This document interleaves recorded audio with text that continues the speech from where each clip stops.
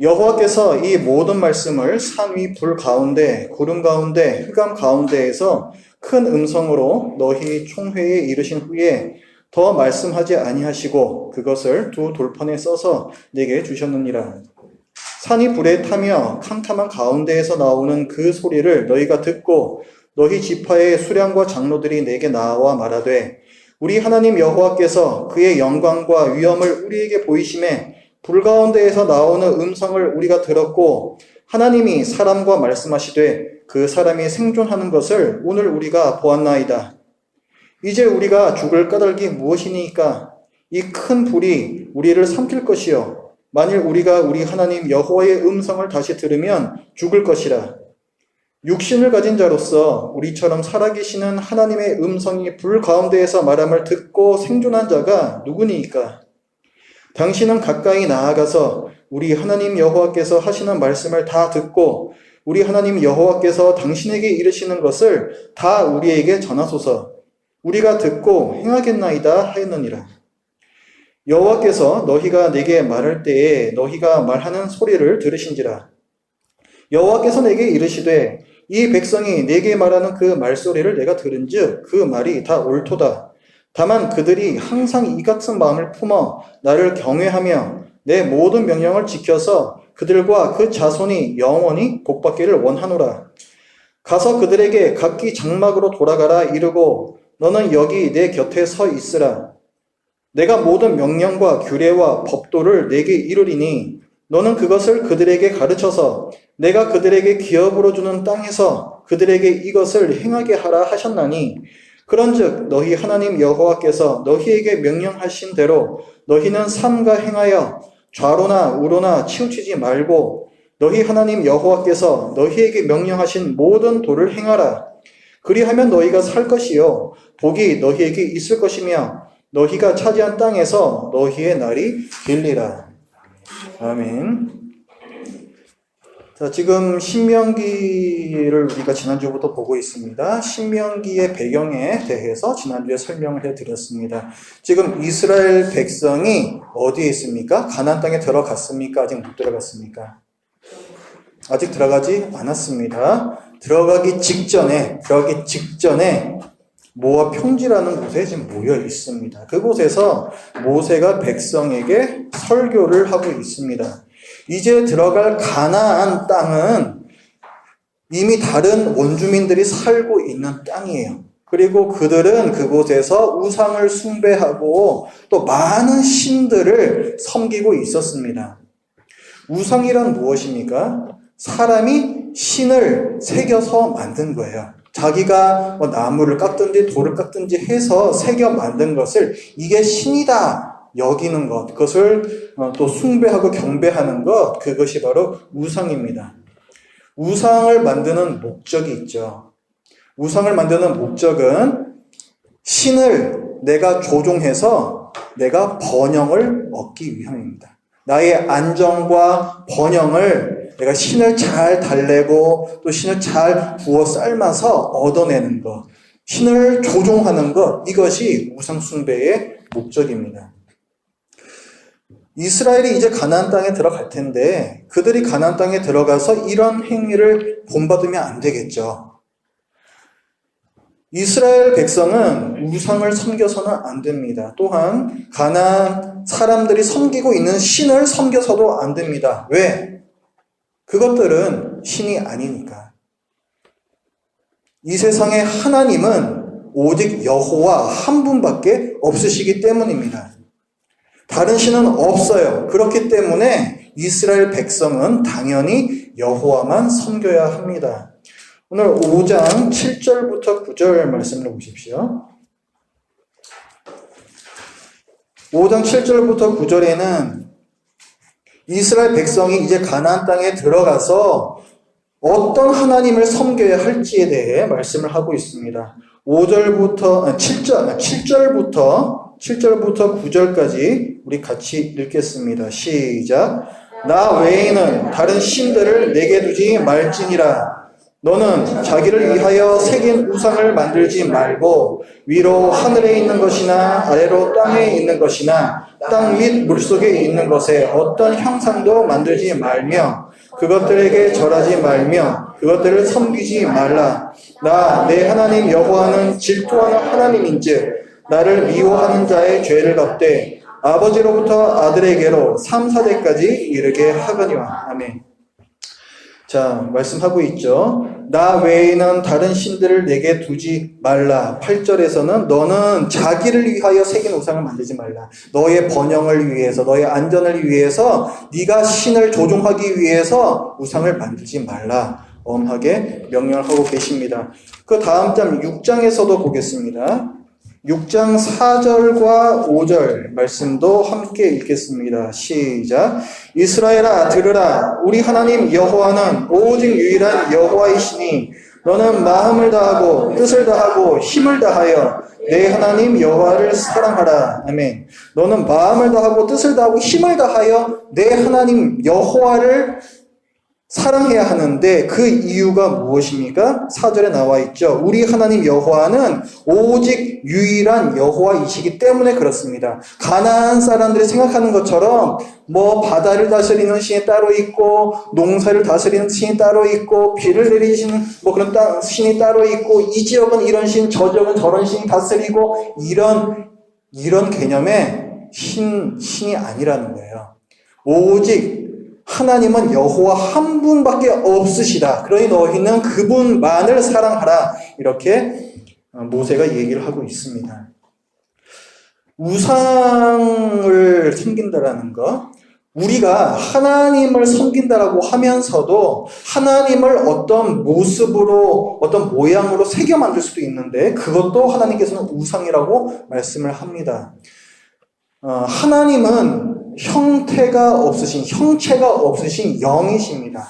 그리고 형체가 있는 것들은 다 하나님의 피조물들이에요. 그렇기 때문에 형체가 없으신 하나님을 형체가 있는 그 무엇이든지 간에 어떤 모양으로 만든다라는 것은 창조자이신 하나님을 피조물인 무엇으로 격화시키는 행동입니다. 그렇기 때문에 이것은 하나님께 큰 모욕이 되고 또한 사람들에게는 죄성이 있어서 그렇게 뭔가 형상화가 된 무엇을 그것을 하나님으로 여기면서 하나님으로 섬기게 되기 때문에 그것이 바로 우상이 되게 됩니다. 따라서 하나님께서는 하나님을 그 어떤 형체로도 새겨 만들지 말라고 말씀을 하셨습니다.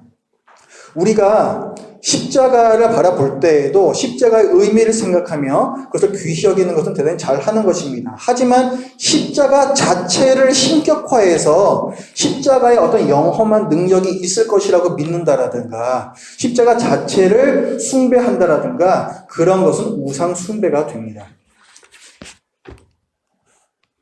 하나님께서는 오늘 본문을 통해서 말씀을 하십니다. 이스라엘 너희는 가나안 원주민들과는 달리 하나님의 백성답게 살아야 한다. 그렇다면 어떻게 살아야 하나님 백성답게 사는 거냐라는 지침이 필요하겠죠. 그 지침이 바로 율법입니다.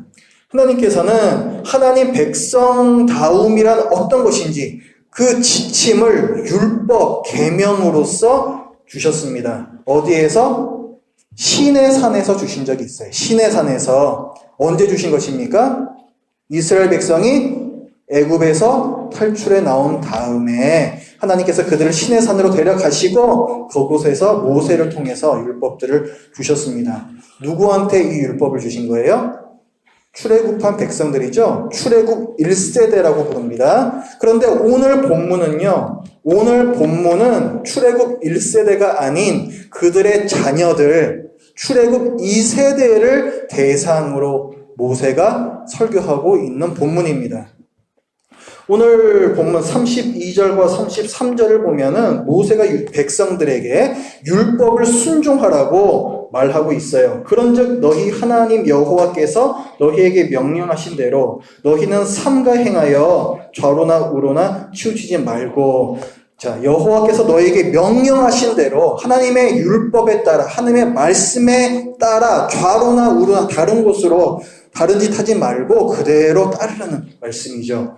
33절 너희 하나님 여호와께서 너희에게 명령하신 모든 도를 행하라. 율법을 행하라는 것입니다. 그리하면 너희가 살 것이요 복이 너희에게 있을 것이며 너희가 차지한 땅에서 너희의 날이 길리라. 이게 지금 누구에게 하고 있는 말씀이라고요? 출애굽 1세대 2세대.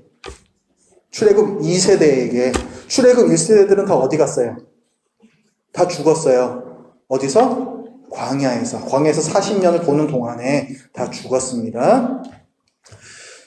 자, 그렇다면 지금 이 출애굽 2세대 백성이 그런 의심을 할 수가 있겠죠.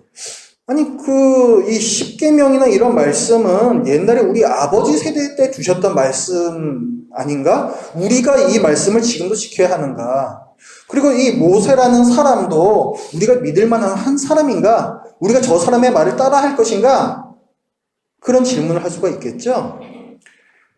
우리 신약 성경에서도 보면요. 신약 성경에는 사도 바울이 쓴 많은 편지들이 나옵니다. 그래서 서신서라고 부르는데 그 서신서들 대부분에서 그 첫 머릿말을 보면은 사도 바울이 자기의 사도직을 변호를 합니다. 나는 예수 그리스도께서 임명하신 사도다. 나는 하나님께서 임명하신 사도다. 이것을 얘기하면서 시작을 해요. 그러니까 이 편지를 읽는 사람들이 지금 이제 사도 바울이 사도 바울이 쓴 글을 하나님의 말씀의 권위를 가지고 들어야 하는데, 그러려면은 바울이 사도라는 사실이 그 권위가 입증이 돼야 되는 거죠. 그것 때문에 사도 바울은 편지의 서두에서 항상 그렇게 시작을 합니다. 마치 그랬던 것처럼 지금 이 신명기, 지금 이 율법을 듣고 있는 출애굽 2세대들에게도 모세가 과연 하나님의 말씀을 전하는 자로서의 권위가 있느냐? 그것은 굉장히 중요한 문제예요. 그렇기 때문에 모세는 자기가 이 선지자로서 하나님의 말씀을 전하는 선지자로서의 권위가 있음을 증명을 합니다. 그것이 오늘 본문이에요. 22절부터 31절까지 이 긴 본문에 걸쳐서 얘기하는 것이 결국은 내가 말하는 것에는 하나님의 말씀의 권위가 있다. 이것을 증명하는 것입니다. 그 본문의 말씀을 보면은 역사에 대해서 얘기해요. 모세가 어쩌다가 하나님의 말씀의 권위를 대변하게 되었는지. 원래 처음에는 하나님께서 이스라엘 백성들에게 친히 말씀을 하셨습니다. 22절 말씀을 보십시오. 22절 말씀 같이 읽어볼까요? 시작. 여호와께서 이 모든 말씀을 상이 불 가운데 구름 가운데 흑암 가운데에서 큰 음성으로 너희 총회에 이르신 후에 더 말씀하지 아니하시고 그것을 두 돌판에 써서 내게 주셨느니라. 이렇게 나오죠. 자, 보세요. 여호와께서 말씀을 하시는데 산이란 것은 신의 산, 호렙산을 가리킵니다. 그 산이 불 가운데, 구름 가운데, 흑암 가운데에서 말씀하셨대요. 불, 구름, 흑암, 이것은 하나님의 임재, 하나님께서 이곳에 와 계시다. 이것을 나타냅니다. 그 가운데에서 큰 음성으로 너희 총회에 이르셨다. 너희에게 말씀하셨다라는 거죠. 23절에도 산이 불에 타며 캄캄한 가운데에서 하나님이 임재하신 가운데에서 나오는 그 소리를 누가 들었다? 너희가 듣고 이스라엘 백성이 다 들었다는 거예요. 십계명의 말씀을 다 들었다는 거예요, 직접. 그런데 이 말씀을 듣고 이스라엘 백성들은 큰 두려움에 사로잡혔습니다.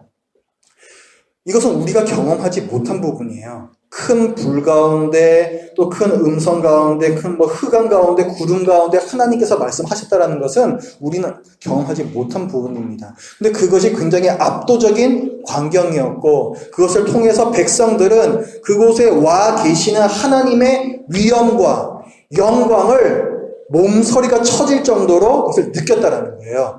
그것을 느끼면서 이 이스라엘 백성들은 이 영광스럽고 위엄 충만한 이 하나님 앞에 우리가 서 있을 수 없다라는 사실을 깨달았습니다. 자기네들은 죄인이기 때문이죠. 하나님 앞에서, 거룩하신 하나님 앞에서 우리들은 너무나도 자격이 없는 죄인이라는 사실을 절감을 했던 것입니다. 그렇기 때문에 거룩하신 하나님 앞에 죄인이 나아갔을 때에는 죽을 수밖에 없다라는 것을 이들은 알고 있었기 때문에 두려웠어요. 우리는 이제 죽겠구나. 우리는 이제 하나님의 음성을 듣고 하나님을 배웠으니 우리는 이제 죽게 되겠구나. 그렇게 두려움에 사로잡혔습니다. 그 24절에서 26절의 말씀이에요. 우리 같이 읽어봅니다. 24절부터 시작. 말하되 우리 하나님 여호와께서 그의 영광과 위엄을 우리에게 보이심에 불 가운데에서 나오는 음성을 우리가 들었고 하나님이 사람과 말씀하시되 그 사람이 생존하는 것을 오늘 우리가 보았나이다. 이제 우리가 죽을 까닭이 무엇이니까? 이 큰 불이 우리를 삼킬 것이요 만일 우리가 우리 하나님 여호와의 음성을 다시 들으면 죽을 것이라. 육신을 가진 자로서 우리처럼 살아계시는 하나님의 음성이 불 가운데에서 바람을 듣고 생존한 자가 누구니까? 하나님을 뵙고 산 사람은 지금까지 하나도 없었어요. 그렇기 때문에 우리도 이제 죽겠습니다. 그래서 백성들은 중재자를 요구합니다. 하나님께서 우리에게 더는 직접 말씀하시지 못하게 해주십시오. 우리가 너무 두렵습니다. 우리가 죽을까봐 두렵습니다. 그런데 모세 당신께서 하나님께서 말씀하시는 바를 다 듣고 그거를 당신이 우리한테 대신 전해 주십시오. 그러면 우리가 죽지 않겠습니다. 이렇게 백성들이 모세에게 얘기를 해요. 하나님께서 이 얘기를 들으시고 그것이 옳도다 말씀을 하셨습니다. 그리고는 모세에게 그들의 말대로 행하여라 이렇게 명령을 하세요. 그게 30절과 31절입니다. 가서 그들에게 각기 장막으로 돌아가라 이르고 너는 여기 내 곁에 서 있으라. 내가 모든 명령과 규례와 법도를 네게 이르리니 너는 그것을 그들에게 가르쳐서 내가 그들에게 기업으로 주는 땅에서 그들에게 이것을 행하게 하라. 모세가 하나님과 이스라엘 백성 사이에서 중재자로서 하나님의 말씀을 대변을 하는 거죠. 그렇기 때문에 모세의 말에는 하나님의 권위가 있습니다. 모세가 말하는 것은 자기의 생각과 자기의 뜻을 말하는 것이 아니라 뭘 말하는 거예요? 하나님의 말씀을 전하는 거예요. 그렇기 때문에 권위가 있습니다. 제가 여러분들에게 설교를 하죠. 설교가 권위가 있는 이유는 저 자신에게 어떤 권위가 있어서가 아니라 하나님의 말씀을 전하는 것이기 때문에 권위가 있는 것입니다. 자, 모세는 이 긴 본문을 통해서 출애굽 2세대가 왜 자기의 말을 따라야 할 것인지를 논증을 했습니다. 그리고 또한 모세는 백성들에게 이 율법의 내용이 무엇인지, 십계명이 어떤 내용인지 그것을 단순히 가르치는 것을 끝내지 않고 그것을 너희가 왜 지켜야 하는지 그것을 얘기를 해요. 신명기는 모세의 설교를 했죠. 모든 설교는 단순한 지식의 전달이 아닙니다. 그것이 우리에게 어떤 의미가 있는가 그것까지 끌어내는 것이 설교죠. 마찬가지예요. 모세도 이 십계명이 너희에게 어떤 의미가 있는가 그것까지를 얘기를 하고 있습니다. 왜 율법을 지켜야 하는지 설득을 하는 거죠. 이스라엘 백성이 왜 율법을 지켜야 하는가? 첫 번째, 이스라엘이 구원을 받아서 하나님의 백성이 되었기 때문에 그렇습니다. 이스라엘은 애굽의 종살이를 하고 있었죠. 그런데 하나님께서 그 애굽 왕의 종이었던 이스라엘을 구원해 내어서 자기의 백성으로 삼으셨습니다. 그러니까 하나님은 이스라엘의 왕이시기 때문에 백성인 이스라엘은 당연히 왕이신 하나님의 말씀을 들어야 되는 거죠. 이것이 십계명에도 나와 있습니다. 5장 6절을 보십시오. 5장 7절부터 십계명이 나옵니다. 나 외에는 다른 신들을 내게 두지 말지니라부터 시작해서 10개의 계명, 십계명이 나와요. 그런데 이 십계명이 어떻게 시작하는가? 십계명의 서문이 6절입니다. 6절 같이 읽어볼까요? 시작. 나는 너를 애굽 땅 종되었던 집에서 인도하여 낸 내 하나님 여호와라. 자, 애굽에서 구원해 내신 하나님에 대해서 얘기하고 있죠. 왜 너희가 십계명을 지켜야 하는가? 거기에 대한 서론 역할을 하는 거예요. 너희에게. 내가 너희를 애굽에서 구원해낸 너희의 하나님이여 너희의 왕이기 때문에 너희는 이 계명을, 이 율법을 지켜야 한다. 이 말씀을 보면은 하나님은 이스라엘의 왕이 되시고 이스라엘 백성은 하나님의 백성이 된다라는 이 관계가 굉장히 중요합니다. 그렇기 때문에 이것을 계속해서 반복을 해요. 하나님이 그냥 우리와 별로 관계없는 그냥 어쨌든 하나의 신이 아니라 실제로 하나님은 우리 하나님이시다. 우리의 왕이시다. 이것을 계속해서 강조를 해요. 2절과 3절 말씀을 보십시오. 2절에서 뭐라고 합니까? 우리 하나님 여호와께서 호렙산에서 우리와 언약을 맺으셨다. 3절에서 이 언약은 여호와께서 우리 조상들과 세우신 것이 아니요 오늘 여기 살아있는 우리 곧 우리와 세우신 것이라. 계속해서 우리라는 단어가 반복이 되어 있죠. 하나님은 우리 하나님이라는 거예요. 6절도 보십시오. 6절 나는 너를 애굽 땅 종되었던 집에서 인도하여 낸 내 하나님 여호와라. 그냥 하나님 여호와라 하지 않고 내 하나님 여호와라 말씀하시죠. 9절도 보십시오. 그것들에게 절하지 말며 그것들을 섬기지 말라. 우상들을 섬기지 말라. 나 내 하나님 여호와는 질투하는 하나님인즉 이렇게 나와요. 또 11절 말씀도 볼까요? 너는 내 하나님 여호와의 이름을 망령되이 일컫지 말라. 12절 내 하나님 여호와가 내게 명령한 대로. 14절 일곱째 날은 내 하나님 여호와의 안식일인즉. 15절 너는 기억하라 네가 애굽 땅에서 종이 되었더니 내 하나님 여호와가 강한 손과 편팔로 거기서 너를 인도하여 내었나니 그러므로 내 하나님 여호와가 이렇게 나오죠. 15절 16절도 나옵니다. 너는 내 하나님 여호와께서 명령한 대로 내 부모에게 순종하라. 쭉 내려와서 32절에서도 나와요. 그런즉 너희 하나님 여호와께서 너희에게 명령하신 대로 삼가 행하라. 30절 너희 하나님 여호와께서 너희에게 명령하신 모든 도를 행하라. 계속 제가 긴 얘기 들으니까 지겹죠? 맞습니다. 지겨울 정도로 너희 하나님 또 우리 하나님 이것을 계속해서 강조를 하고 있어요. 율법을 지켜야 하는 이유가 뭐라는 거예요? 하나님은 우리의 하나님이시기 때문에 그렇다는 것입니다. 왜 율법을 지켜야 하는가? 그 두 번째 이유는 이스라엘 백성이 복을 받기 위해서예요. 율법을 지켜야 된다. 우리의 본능은요, 다른 조직이 정해놓은 어떤 규정에 나를 맞춰야 한다라고 하면은 거부감이 듭니다. 뭔가 내가 하고 싶은 대로 할 수 없을 것 같고, 그렇기 때문에 내가 뭔가 손해를 볼 것 같고, 뭔가 나에게 이것을 요구하는 사람들만 뭔가 이익을 취할 것 같고, 그런 생각이 들기 때문에 우리는 거부감이 들어요. 하지만 하나님께서 우리에게 율법을 지켜라 하시는 이유는 하나님께서 우리를 통해서 뭔가를 얻어내시기 위함이 아닙니다. 그것은 우리에게 복을 주시기 위해서요. 29절 말씀 한번 보십시오. 29절과 30절 말씀, 29절 말씀 보겠습니다. 같이 읽어볼까요? 시작. 다만 그들이 항상 이 같은 마음을 품어 나를 경외하며 내 모든 명령을 지켜서 그들과 그 자손이 영원히 복받기를 원하노라. 아멘. 이렇게 나오죠.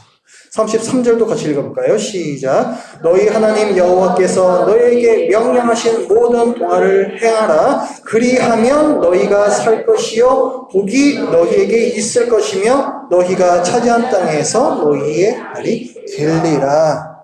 너희가 이제 가나안 땅에 들어갈 텐데 그곳에서 영원히 복받으며 살게 될 거야. 어떻게 하면? 너희가 내 말을 지키면. 6장도 한번 볼까요? 거기 이어지는 6장 1절과 2절 말씀도 같이 읽어보겠습니다. 시작.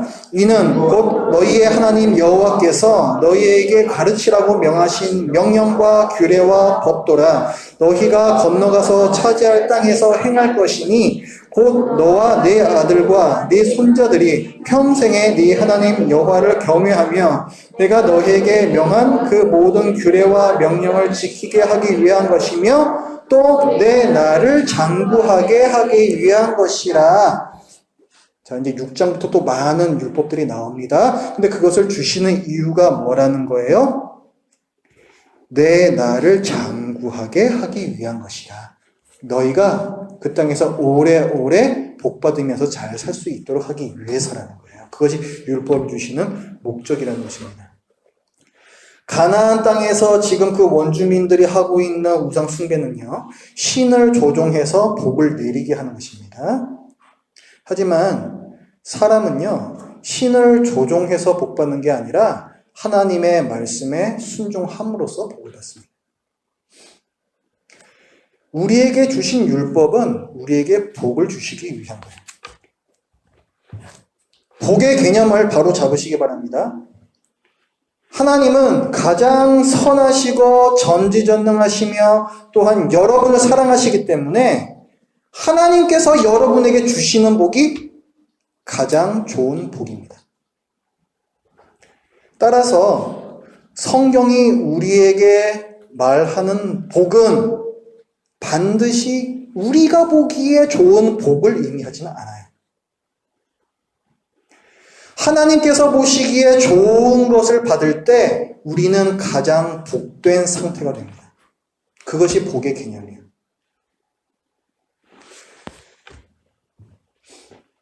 자, 그렇다면 오늘 이 본문에서 출애굽 2세대가 모세에 대해서 품었던 그런 의구심, 우리가 저 사람의 말을 따라야 되나? 저거는 우리 아버지 세대에 말씀하셨던 거 아닌가? 이런 의구심을 품었던 것처럼 우리도 이런 말씀을 보면서 그런 의구심을 품을 수가 있습니다. 이거는 옛날에 구약이 이스라엘에게 주신 것이고 오늘 신약시대를 사는 우리가 이런 율법을 지켜야 되느냐? 이런 생각을 할 수가 있습니다.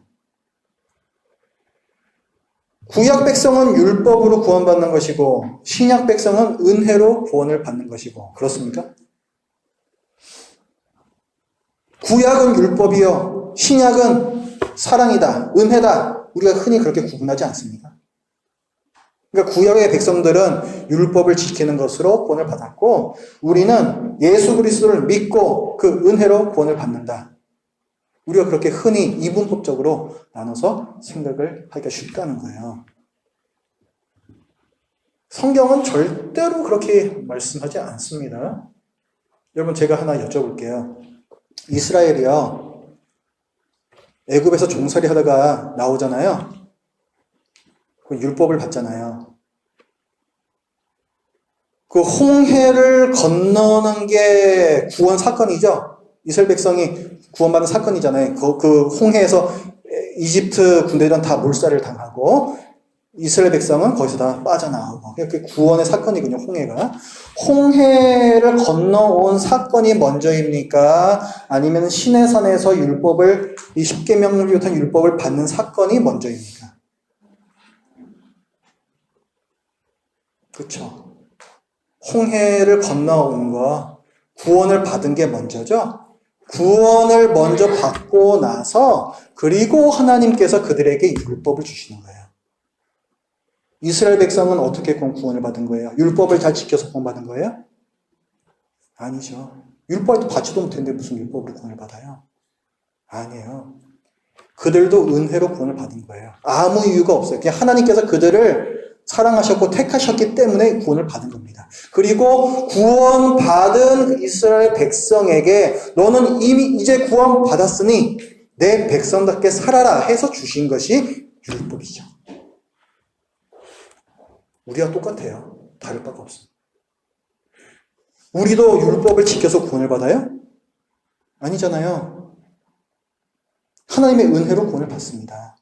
우리는 한 게 하나도 없는데 예수님의 공로에 힘입어서 우리의 죄가 모두 사해지고 하나님의 백성으로 우리가 의롭다 하심을 얻는 거예요.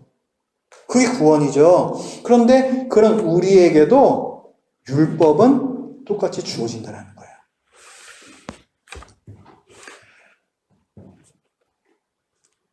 하나님께서 이스라엘에게 율법을 지금 주셨잖아요. 그렇게 율법을 주실 때 하나님께서 모세에게 뭐라고 명령하시는 거 보십시오. 31절 말씀 한번 보세요. 31절. 자, 너는 여기, 그러니까 모세에게 말씀하시는 거예요. 너는 여기 내 곁에 서 있으라. 내가 모든 명령과 규례와 법도를 내게 이르리니 너는 그것을 그들에게 가르쳐서 내가 그들에게 기업을 주는 땅에서 그들에게 이것을 행하게 하라. 어디서 좀 많이 듣던 말씀이지 않습니까?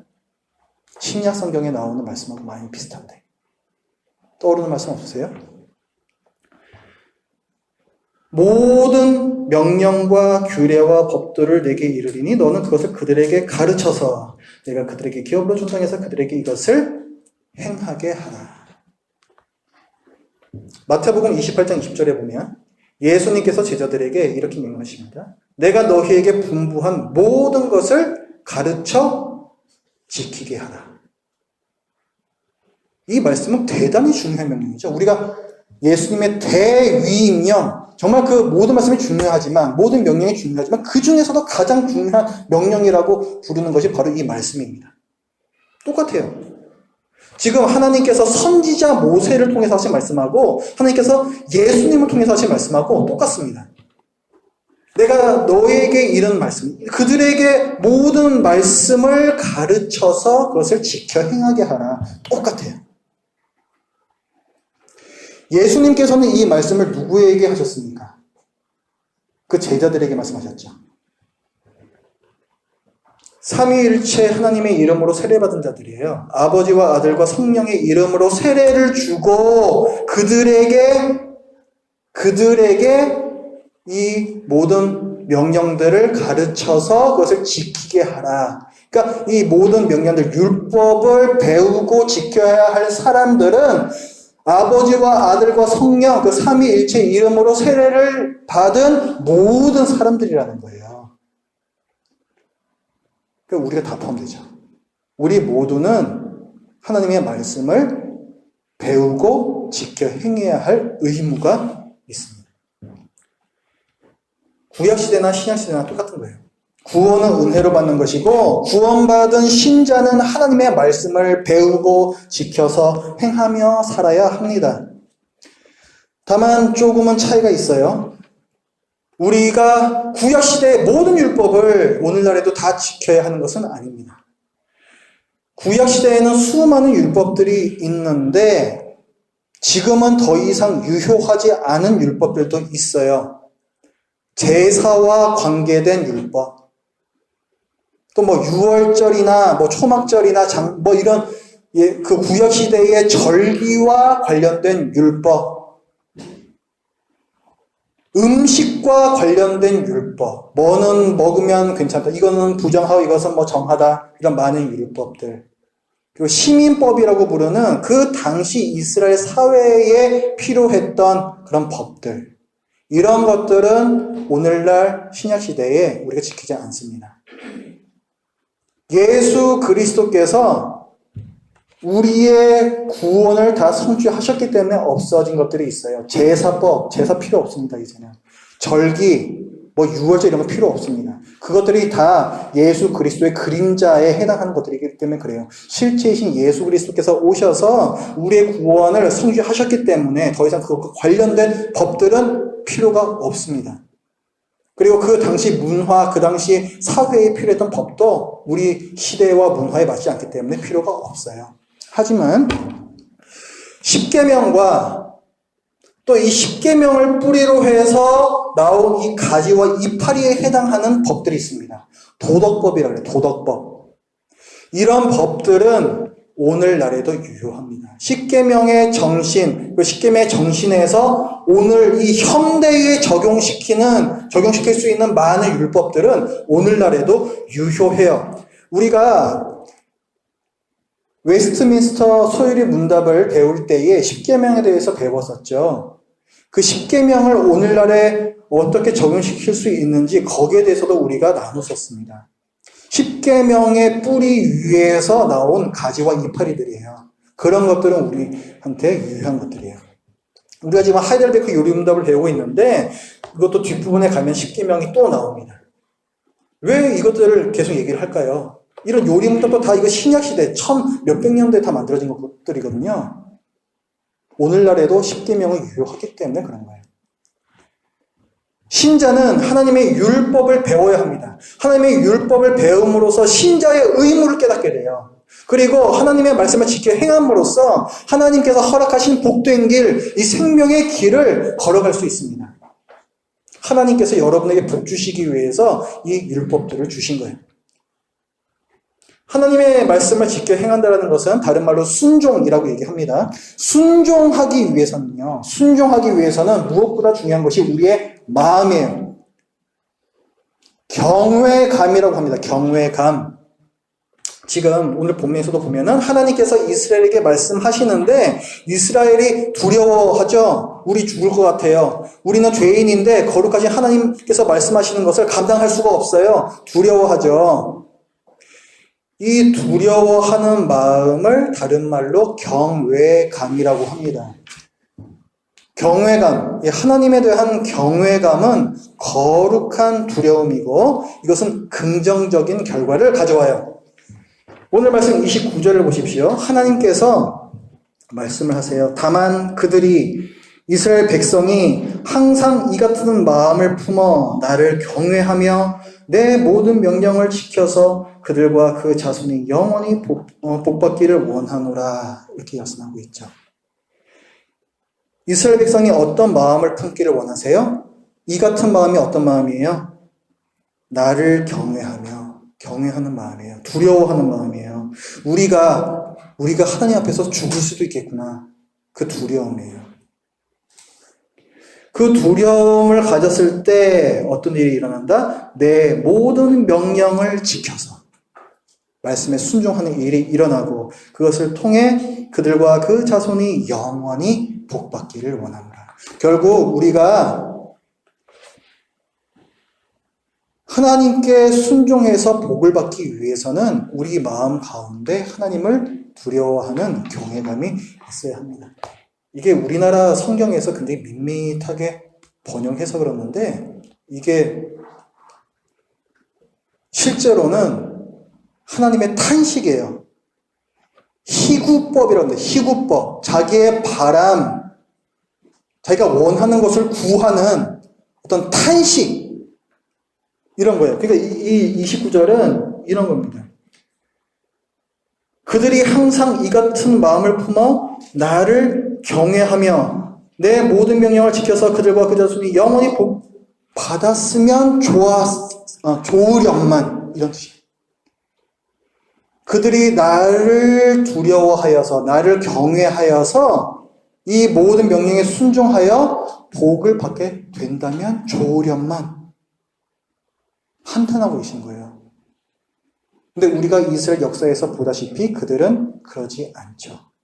지금 같은 이 하나님을 두려워하는 모습을 보이지 않습니다.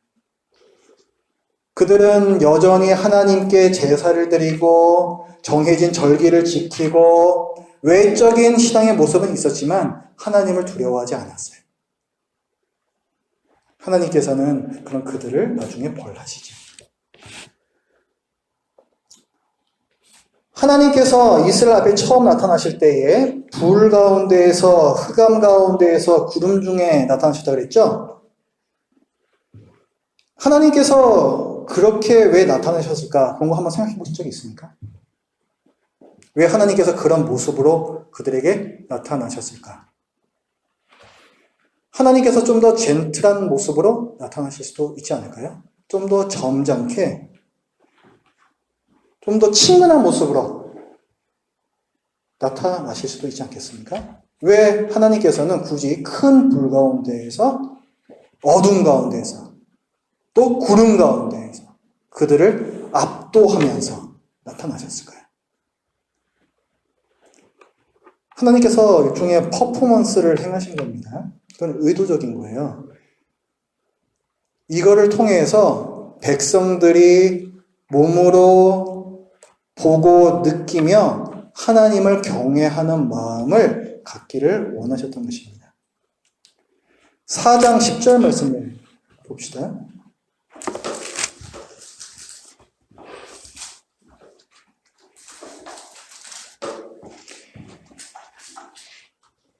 하나님께서 이스라엘 백성을 모으시고 그들 앞에 나타나시는데 그와 관련된 말씀이에요. 4장 10절 같이 읽습니다. 시작. 네가 호렙산에서 네 하나님 여호와 앞에 섰던 날에 여호와께서 내게 이르시기를 나에게 백성을 모으라. 내가 그들에게 내 말을 들려주어 그들이 세상에 사는 날 동안 나를 경외함을 배우게 하며 그 자녀에게 가르치게 하리라 하시매. 자, 여기 보면은 나를 경외함을 배우게 하며 이렇게 나오죠. 그러니까 하나님께서 그런 퍼포먼스를 행하시면서 그들에게 나타내신 것에는 분명한 목적이 있는 거예요. 나를 경외하게 하며 그것이 목적이었습니다. 하나님에 대한 경외감은 순종의 원동력이 되어요. 오늘 우리에게도 이 경외감이 있어야 합니다. 신약 성경 히브리서에는 그러므로 우리는 긍휼하심을 받고 때를 따라 돕는 은혜를 얻기 위하여 은혜의 보좌 앞에 담대히 나아갈 것이니라 이렇게 말씀을 하고 있습니다. 담대히 나아갈 것이니라. 그래서 담대히라는 표현은 두려움을 전제로 하는 표현이죠. 당연한 거죠. 우리가 담대함을 가져야 한다는 것은 우리에게 동시에 두려움이 있다는 뜻입니다. 죄인이 어떻게 거룩하신 하나님 앞에 나아갈 수가 있습니까? 이것을 우리는 먼저 전제로 해야 된다는 거예요. 그것에서 하나님에 대한 두려움, 경외감이 나오는 것이고, 그러나 우리 죄를 대신 지신 예수 그리스도를 힘입어서 하나님께 나아갈 수 있도다. 여기까지 나아가는 거죠. 그게 바로 담대함의 의미입니다. 따라서 우리가 하나님 앞에 나아갈 때 담대함을 가지라는 말씀은 우리에게 그에 앞서 뭐가 있어야 된다는 거예요? 하나님을 향한 두려움이 있어야 돼요. 두려움이. 우리는 사랑의 하나님에 너무 익숙해 있지 않습니까? 어떤 복음 선거에도 그런 가사가 있죠. 지금 있는 이 모습 그대로 하나님께서 받으신다. 이런 내용의 가사에 동선가 있습니다. 이것은 맞는 말이기도 하지만 또 틀린 말이기도 해요. 만약에 그 말을 예수 그리스도 때문에 그 예수 그리스도의 피에 힘입어 그것 때문에 우리를 있는 그대로의 모습으로 받으신다라고 한다면 그것은 맞는 말이에요. 우리의 어떤 공로로도 하나님 앞에 나가지 않는다라는 고백이기 때문에 그것은 맞는 말입니다. 하지만 그냥 내 모습이 받으실만 하기 때문에 이 모습 그대로 받으신다라고 생각을 한다면 그것은 전혀 틀린 말이에요. 하나님께서는 죄인을 받아들이지 않으십니다. 오늘 이 구약의 백성들이 느꼈던 그 감정이 맞는 거예요. 우리 하나님 앞에서 이제 죽겠구나. 그게 맞는 겁니다. 만약에 우리 모습만 가지고서 하나님 앞에 나아간다면 거룩하신 하나님께서는 여러분에게 진노하시고 바로 그 앞에서 즉사하십니다. 그게 성경이 우리에게 가르치는 바예요. 결코 죄를 용납할 수 없는 하나님의 거룩하심과 결단코 죄를 용서하지 않으시는 하나님의 의로우심을 알고 그분을 두려워할 때에 예수 그리스도를 통해서 우리 죄 문제를 해결해 주신 그분의 사랑과 은혜가 무엇인지 올바로 깨달을 수 있습니다. 그 사랑과 은혜를 온전히 깨달을 수 있어요. 그리고 그때야 비로소 우리는 감사하게 되고 순종할 수 있습니다.